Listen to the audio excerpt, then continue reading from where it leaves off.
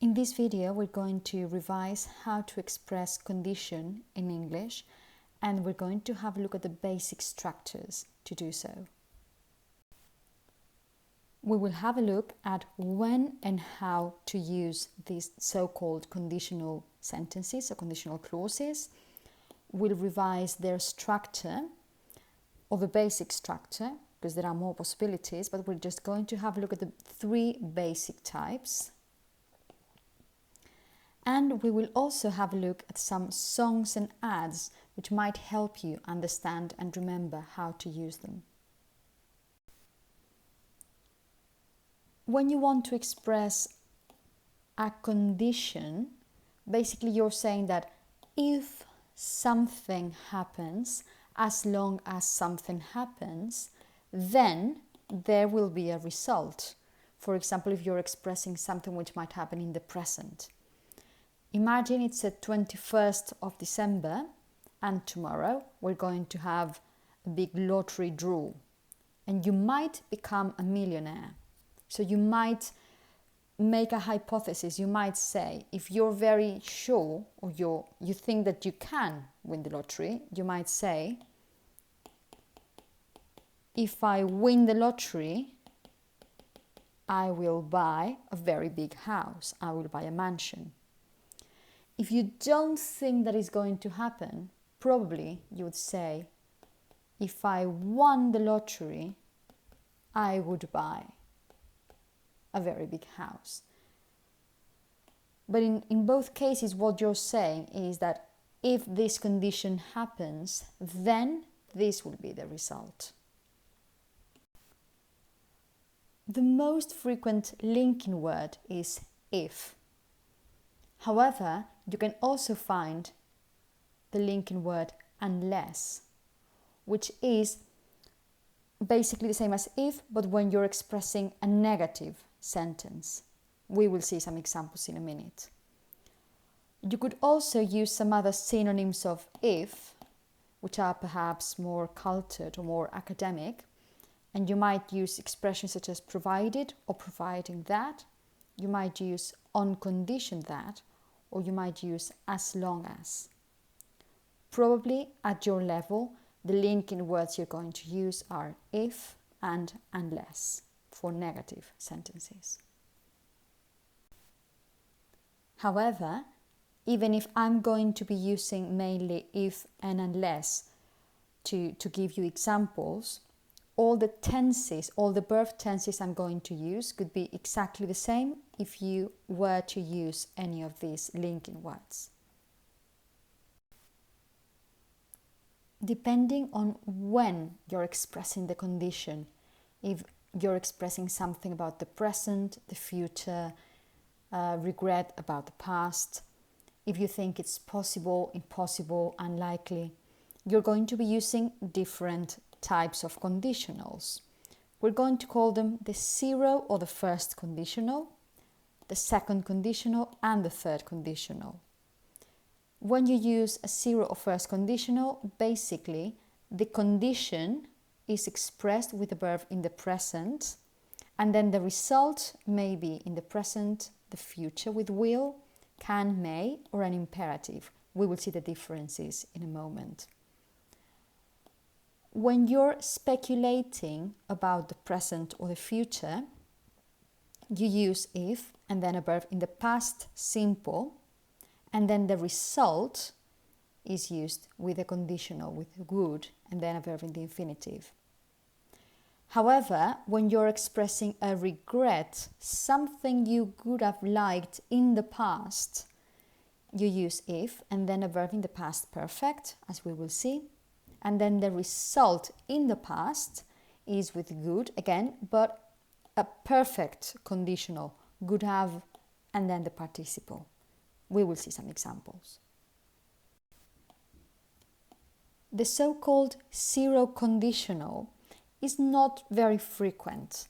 You only use it when you want to express a scientific truth or something which always happens, a sort of general truth. For example, if you heat butter, it melts. It always happens.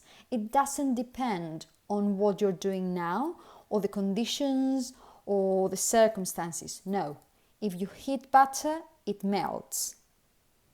Or for example, if you don't drink water, you dehydrate. If humans don't drink water, they dehydrate.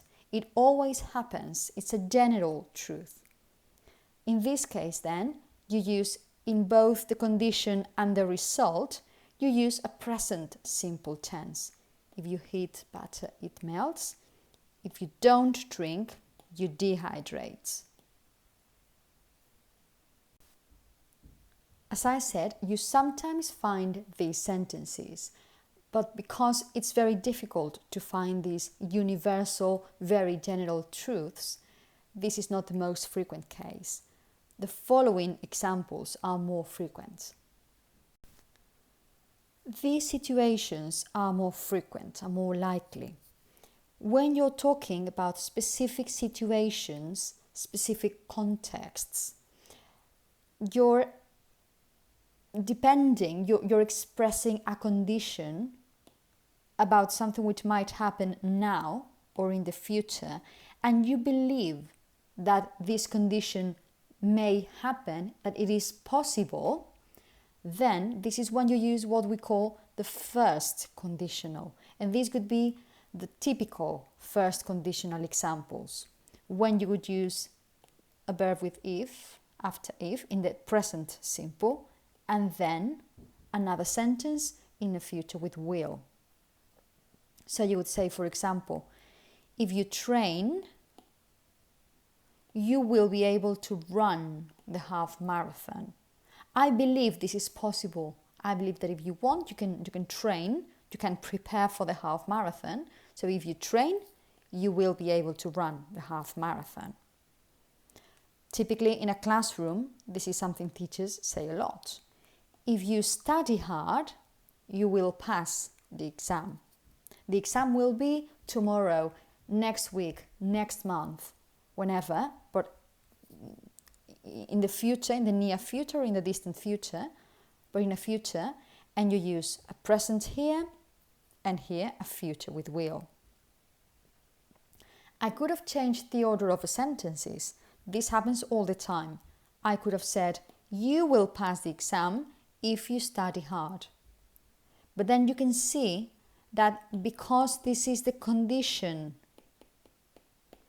and this is the result, the verb tenses don't change. You move everything, you move this whole clause at the beginning, you will pass the exam, and then this whole clause, if you study hard. Okay? You never say, if you will, then you have to change all of the clauses together. This is what happens in the next sentence. You will pass the exam if you study hard. And you can change the order of the if clause and the main clause, the condition and the result. You can swap them, you can change the order with all types of conditional sentences. Let me give you some more examples of this. You could say, if I have time, I will help you. You could say, if you text her now, if you send her a text message. In English, you tend to say, if you text. If you text her now, she will reply straight away. She will reply immediately. Another possibility, imagine you have lost your ring. So I could say, if I find your ring, I will give it back to you. Again, we're all the time talking about things which are possible. Or, as I said before, you can change the order of the sentences. Lola will go shopping. This is the result. This is why we're using a future with will. Lola will go shopping if she has time in the afternoon. Or Simon will travel to London. Again, this is the result. If he gets a cheap flight. This is the condition. Okay?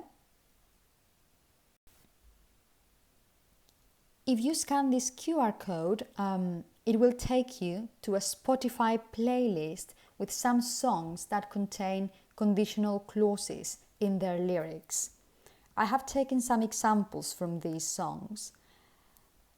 This comes from a Bruno Mars song, and it says, if you ever find yourself stuck in the middle of a sea, if you ever find yourself stuck in the middle of a sea, I'll sail the world to find you. So you have the present here and then the future with will here. Or this comes from a song, a 1960s song, but very popular with ads, for example, in films, called Ain't No Mountain High Enough. And it says, if you ever need a helping hand, I'll be there. If you ever need, I'll be there, just as fast as you can. Okay, if you remember, at the beginning I said that you can use if as a linking word. You can also use another word, which is unless. And unless is a synonym of if, but for negative sentences. So, you could say, if she doesn't text me soon, I'll get angry. Or you could start by saying unless rather than if, but then the negative element is already included when you say unless, so you don't use a negative anymore and you use this verb in the affirmative. Unless she texts me soon. I don't like translating Spanish very much, but it would be similar to when we say si no me escribe or a no ser que me escriba. Something like that. That would be the equivalent. Let me give you another example in English.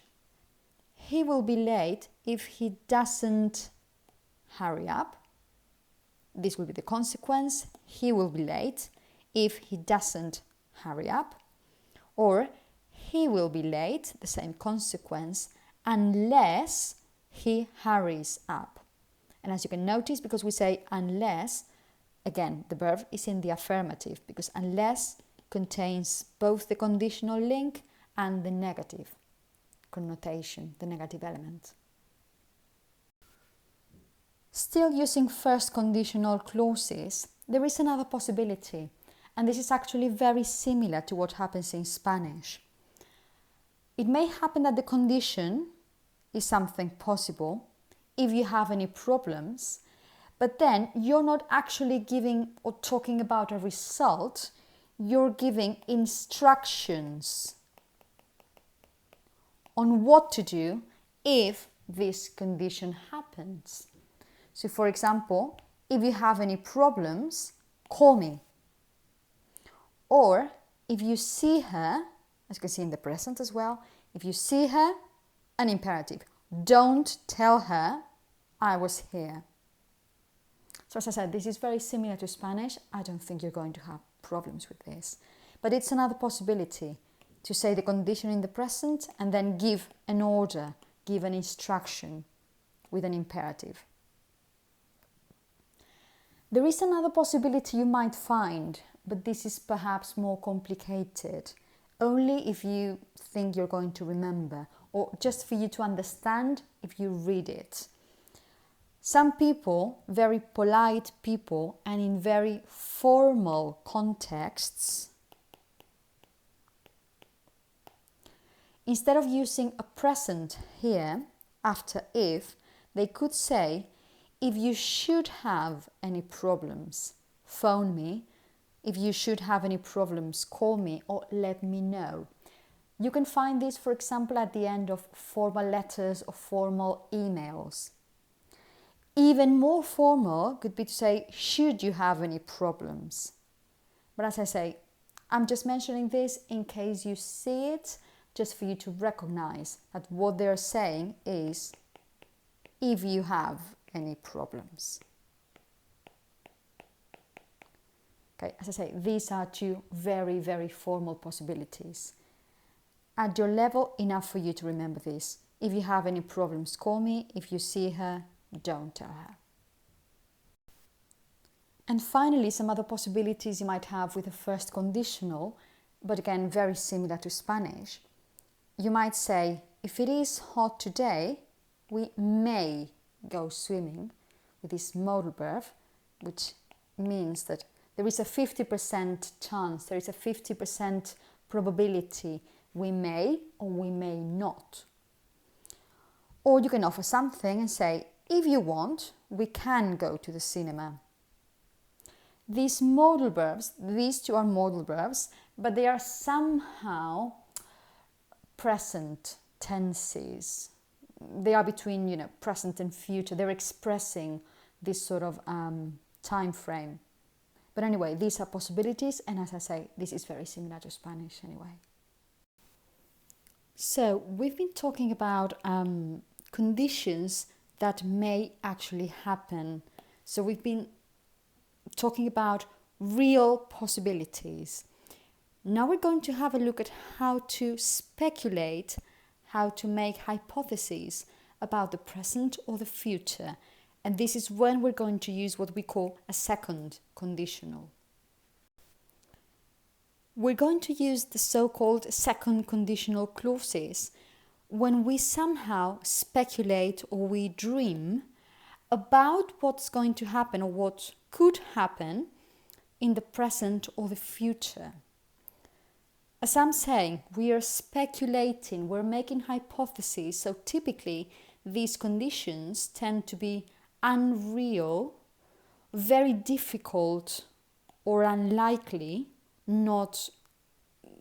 probably these things won't happen, perhaps they could, but they are not very possible, or maybe impossible, maybe totally impossible circumstances, and you're going to see some examples in a minute. We're also going to use the second conditional to give advice, again giving advice for the present or the future. But as you can see here, these are sort of dreams, speculations, wishes, these kinds of sentences. What you're going to use an if clause with subject and the verb in the past simple, and then the result will have a subject and then a verb in the conditional, which means you would have would and then a verb in the infinitive.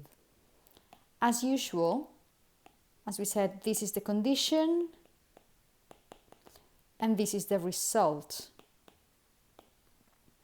If you wanted to say it in a different order, you could, but then the tenses could move along. You would have to swap the tenses as well.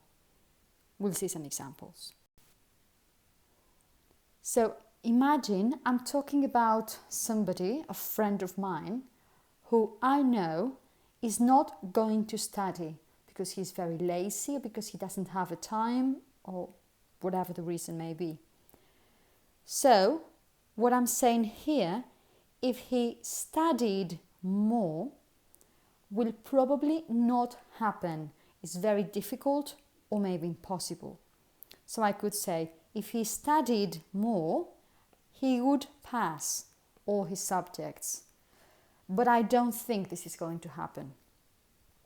This is why I'm using a verb, as I said, in the past simple and then a conditional. If he studied, he could pass. As I said, you can change the order of sentences. You could say first the result with a good. She would buy a bike if she had more money. And this is the condition. But as you can see, if you decide to express the result first and then the condition, then you use the conditional first and then the verb in the past simple. She would buy a bike if she had more money. You can also talk about things which are impossible or not real. For example, I don't live in New York, unfortunately, but I'm going to dream. If I lived in New York, I could live in a skyscraper. So I'm using the second conditional to express something which is not real, and I'm talking about the present or the future. If I lived in New York, I could live in a skyscraper. Like I said before, in the Spotify playlist, you have several songs which include a second conditional sentence. For example, you have Beyoncé's song, If I Were a Boy. So I have taken some fragments from the song. So she says, if I were a boy, so she's speculating about a different reality. She's a woman, but she's imagining, if I were a boy, I could turn off my phone. Or if I were a boy, I could understand. I think I could understand. If you want to use can in the past or the conditional, this is what you would use, could. Okay? I have included another song by Eric Clapton called Tears in Heaven, and this is where this is the beginning of a song. Would you know my name if I saw you in heaven? It's a very sad song about a son of his who passed away, who died. So he writes this song to his child and he says, would you know my name if I saw you in heaven? So conditional and the verb in the past. I have also included a song by ABBA called Money, Money, Money, which is about, money and being rich. So they sing, if I got me a wealthy man, I wouldn't have to work all day. I would fool around, and I would have a ball. So the verb in the past here and the conditional here. And finally, I have included as well a song by a song in a film, in the soundtrack, and the song's called If I Were a Rich Man. The same thing happens here as with the Beyoncé song. When you're using the verb to be in the past, you can say if I was, if he was, which is the standard past simple form, or you could decide to use were for all persons. So you would say if I were, if you were, if they were, if he were. And many times this is more frequent. If you say if I was, that's okay, that's correct. But this is very frequent, especially when you are making a hypothesis, when you're dreaming. You will find it very frequently. So this song goes, if I were a very rich man, I'd build a big tall house with rooms by the dozen. So you're going to find this expression very frequently. As I've mentioned before, you can also use these second conditional clauses to give advice, to give recommendations. So you could ask, what could you do if you were in my situation or if you were me? So you would have the conditional here and the verb in the past here. And a very typical way of giving advice could be, if I were you, I'd call the doctor. If I were you, I would call the doctor. Finally, there's something called the third conditional. What we do in this case, we're imagining as well, but we are imagining how we would change the past. We're going to speculate about things that have already happened.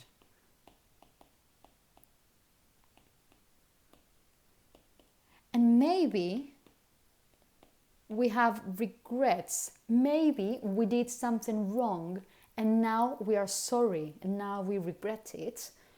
Or maybe we're just speculating about things that have already happened and you're sorry and you would like them to be different, but you can't because it has already happened. So we're talking again about unreal things, but in this case they are impossible because they have already happened and you can't change them.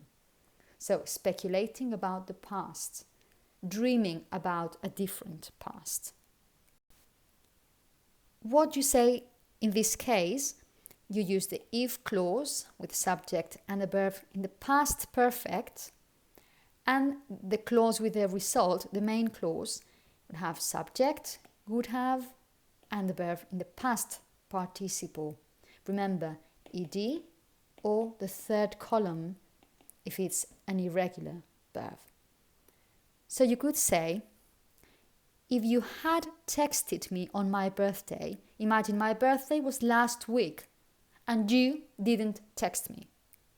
So, if you had texted me on my birthday, I would have been happy. I would have been happy. As I was saying, this has already happened. My birthday was last week, you didn't text me. So, if you had texted me, I would have been happy. I would like to draw your attention to the pronunciation of this tense here. You always say would have been, would have come, would have said, would have stayed. Don't say have as a strong word. Say would have been, would have stayed, would have come. Or for example, imagine this is what's happened. I missed my bus in the past, and this has already happened. So you're going to imagine a different situation, the opposite situation.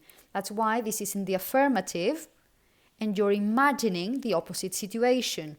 If I hadn't missed my bus, then the result could have been the opposite. I could have arrived on time. And again, I could have arrived. I could have. And then, as I said before, when you want to make the perfect conditional, you use would have and then the past participle. Would have, because arrive is a regular verb, you say arrived. In the case of be, because it's irregular, I would have been happy.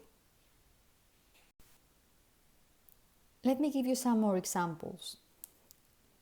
When you buy clothes, when you buy whatever, they give you a receipt, a piece of paper with the price you've paid and the articles and the items you've bought. Okay? So if you want to return those items to the shop because you're not happy with them, you need your receipts. Okay? And a refund is the money you get, is the money you paid, and if you return the item, then they give you a refund. They give you your money back. So this is what happened. What happened? I wanted to return whatever, a t-shirt, but I didn't keep my receipt. So I went to the shop, but they said no receipt, no money. They didn't give me a refund. So I'm speculating about what could have happened in the past. And I could tell you, if you had kept the receipt, they could have given you a refund. If you had kept, in the past perfect, they would have given you, could have, and then the past participle, a refund. This is what happened really in the past. I didn't keep the receipt, they didn't give me a refund, and this is the speculation about the past. Or for example, I didn't know you liked chocolate cake, so I didn't bake a chocolate cake for you. So sorry. So this is what actually happened. I didn't know you liked it, I didn't bake it. So now I'm going to speculate. If I had known you liked chocolate cake, I would have baked one for you. If I had known, I would have baked one for you. But because I didn't know it, I didn't bake it. In the blog post, I have added 3 TV ads, which I find really funny. They are advertising Specsavers, which are opticians. When you need glasses, you go to the opticians to have your eyes tested, and they tell you how good your eyesight is, or they give you glasses or contact lenses, whatever. Their slogan is should have gone to Specsavers, should have gone to Specsavers. Typically because these people didn't go to the opticians, they are not wearing glasses, and then as a consequence, very funny things happen to them. For example, if you watch the ads, this vet mistakes just a hat for a cat. This man here thinks he's going into a sauna and he's actually going inside a kitchen. Or this girl here is kissing the wrong person at the train station. So, different things you could say. When you talk about the doctor, for example, you could say, if he had gone to the opticians, he could have seen the real cat. Or if he had gone to the opticians, he wouldn't have mistaken the hat for a cat. Okay? So you use, as we're saying, if he had gone, he could have seen, or he wouldn't have mistaken. If you talk about the ad here, the man who thinks a kitchen is a sauna, or for example, this ad here with a girl, if the girl had gone to the opticians, she could have seen her boyfriend behind the man, or if she had gone to the opticians, she wouldn't have mistaken the man for her boyfriend, or she couldn't have kissed the wrong man. Again, we're talking about things that happened in the past, so we can't change them, and we are imagining a different past, we're speculating. Finally, the man in the kitchen, instead of a sauna, if he had gone to the opticians, he would have seen this was a kitchen, or he wouldn't have gone into the kitchen thinking it was sauna. I think these ads illustrate very well what a third conditional can be used for. You know what happened in the past and you imagine a different past. So, a very quick summary. You use if and the present to talk about real conditions, things that can actually happen. You use a second conditional to speculate about what would happen in the present or the future. And you use a third conditional to speculate about the past, or when you regret or you are sorry that something happened in the past.